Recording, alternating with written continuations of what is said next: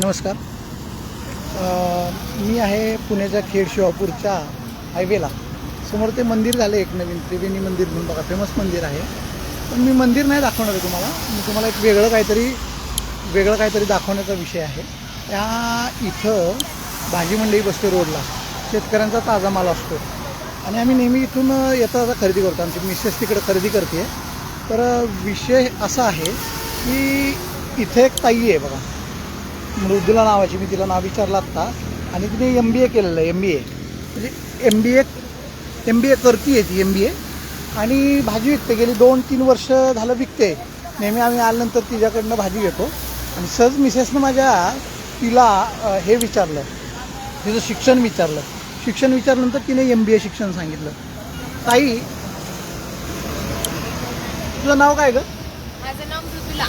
बरं, मृदुला पूर्ण नाव काय? माझं नाव मृदुला कांचन शिळीमकर. कुठली आहेस तू? मी प्रॉपर तशी कुंदवाडीची आहे. बरं. इथे साईडला केवढे गावामध्ये राहते. हां, म्हणजे इथलीच आहे लोकल तू. लोकल. आणि किती वर्ष झालं भाजी विकतेस तू? मी आता जसं मी BBA करत होते बरं तसं फर्स्ट इयर पासून हा शॉप सांभाळते.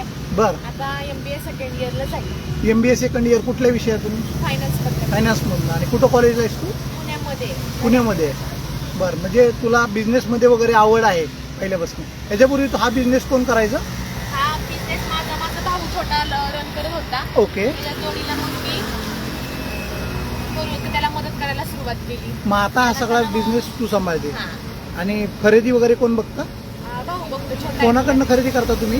हा लोकल मार्केटचा सगळ्या शेतकऱ्यांचा बाजार असतो. म्हणजे शेतकऱ्यांमधनं शेतकरी जो पिकवतो भाजीपाला, बरं. त्यांच्याकडून तो गोळा करायचा बरं. आणि मग तो गोळा करून इकडे आणून आपण मग विकायचं. विक्री करतो. आता आम्ही बघतोय हे सगळे देशी गवार, सगळं देशी दिसतंय बघा. पावटा वगैरे सगळ्या गोष्टी आहेत ना देशी आहेत. म्हणजे हा शेतकऱ्याचा माल आहे, याच्याबद्दल काही दुमत नाही. शेंगा वगैरे पण खूप चांगल्या दिसत आहेत. किती वर्ष झालं करतेस म्हटली तू हे? आता हे जवळजवळ 3-5 वर्ष होतात. बरं, आता हे सगळं जाऊ देत. आपण एका महत्त्वाच्या विषयाकडे वळूया. आता तू मराठी पोरगी आहेस. मराठी लोकांना रस्त्यावर बसायला, या सगळ्या गोष्टी करायला कमीपणा वाटतो, बरोबर? तू आता मला हे बिझनेस मॅनेजमेंट सांग. तू किती पैशाचा रोजचा माल खरेदी करते आणि किती पैशाला विकते आणि किती रुपये तुला रोजचे मिळतात? म्हणजे हे कशासाठी? तर माझ्या फेसबुकला 7-8 हजार फॉलोअर्स आहेत आणि बरेच जण नोकरी करतात, बिझनेस पण काही जण करतात, पण फार कमी जण बिझनेस करतात. त्यांच्यासाठी एक थोडंसं आपल्याला डिटेलिंगमध्ये विचारतोय तुला. तसं म्हणायला गेलं तर मराठी माणूस हा आहे ना, फक्त एक लाज वाटते हा. ह्या कारणामुळेच माग आहे. बरोबर. आपला तर मारवाडी लोक समाज बघायला गेलं हा. तर त्यांनी खूप ग्रोथ केली. का ग्रोथ केली? कारण ती लाजतच नाही. बरोबर. कुठलाही धंदा असू द्या. बरोबर. आता साधं एक पाणीपुरी स्टॉलचं उदाहरण घ्यायला गेलं, हा. तो महिन्याला लाख रुपये कमवतोय. बरोबर. आणि साधा आपण एवढं शिकतोय आणि डिग्री घेतोय एका साध्या कंपनीमध्ये म्हणा कुठेतरी जॉब करतोय आणि फ्रेशर्स लोकांना फक्त 15,000 पर्यंत आपण ते पेमेंट कमवतोय. बरोबर. पण ते कुठेतरी नाही का थोडंसं लॉजिक लावून, साधा माझा भाजीचा स्टॉल आहे, मी 30-35 हजार रुपये डेली त्याची इन्व्हेस्टमेंट करते. 30,000 रुपये तू इन्व्हेस्ट करते रोजचे? हा, रोजचे. किती होतात ग ताई? म्हणजे खरं सांग, काय किती होतात पैसे? त्याच्यामधनं मला कमीत कमी हा. 8-9 हजार रुपये प्रॉफिट हा ह्याच्यामधनं रोजचा होतो. हा. म्हणजे 8,000 रुपये रोजचा थोडंसं slack पडेल, बर पण बर. तिथं आपण थांबणं गरजेचं नाहीये. आपण उभं हा. राहणं गरजेचं आहे. जरी थोडासा एखाद्या बिझनेस लॉस प्रॉफिट होत राहतो, बरोबर पण इन्कम आहे भरपूर चांगलं. बरोबर बरोबर. म्हणजे एक 5,000, 8,000 ते 10,000 रुपये महिन्याला, म्हणजे अगदी 5,000 पकडले तरी 1-1.5 लाख रुपये तू महिन्याला कमवतेस. खूप चांगलं आदर्श उदाहरण आहे ताई. आणि विशेष कौतुक तुझं काय वाटतंय की तू MBA केलेलं आहे.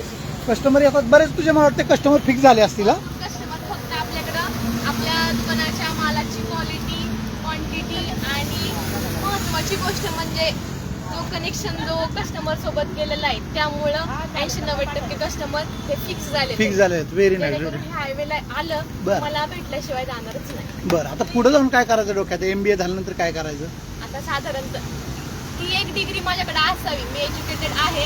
ओके. वेल एज्युकेटेड असण्यासाठी एक डिग्री माझ्याकडे असावी. बरं. त्यामुळे मी ते खरं तर शिकते असं म्हटलं तरी हरकत नाही. बरं, समजा MBA झालीस तू आणि तुला एक 3 लाख रुपये पगार, 4 लाख रुपये पगार महिन्याला नाही असा जॉब मिळाला, हा. तर तू जॉब करणार का बिझनेसच करणार? हा, किंवा अजून चांगला बिझनेस, अजून काय? कसं पॅकेज जर मला भेटतंय हा. तर हा बिझनेस कुठेतरी माझा महाग राहतोय आणि ते पॅकेज कुठेतरी पुढे जाते, तर मी त्याचा विचार करणं गरजेचं आहे. परंतु हा बिझनेस मी बंद करणार नाही, हा माझा रन राहील, पण ते माझे घरचे करतील. घरचे करतील, पण ह्याच्यावरती तुझं लक्ष राहील. हा. पण कसं होतं आता पॅकेजमध्ये तुला टार्गेट असते, प्रेशर असते, सगळं असते. आता इथं तू मनाची मालक आहेस, बरोबर ना? हा पण बिझनेसमध्ये आणि तुझ्या नोकरीमधला फरक आहे, बरोबर? हा, तर खूप छान वाटलं तुला ताई भेटून. मित्रांनो बघा काय गंमत आहे ना, म्हणजे आपण शोधल तिकडं आपली नजर फक्त शोधक पाहिजे, शोधक वृत्तीची नजर पाहिजे.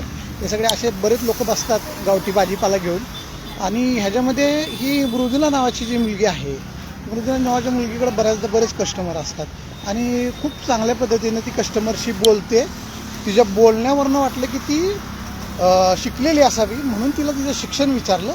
शिक्षण विचारल्यानंतर तिनं जसं MBA ला आहे म्हणल्यावरती थोडं आश्चर्यचकित झालो आणि मनापासून हा व्हिडिओ फेसबुकवरती लाईव्ह करावा वाटला. तर ठीक आहे मॅडम, ठीक आहे. हा, थँक्यू मृदुला. आणि अशाच पद्धतीनं आपण पुढं कधी काय भेटलं तर लाईव्ह नक्की येऊ, वेगळं काहीतरी असं तरी फेसबुकवरती टाकण्याचा प्रयत्न करू. Thank you very much.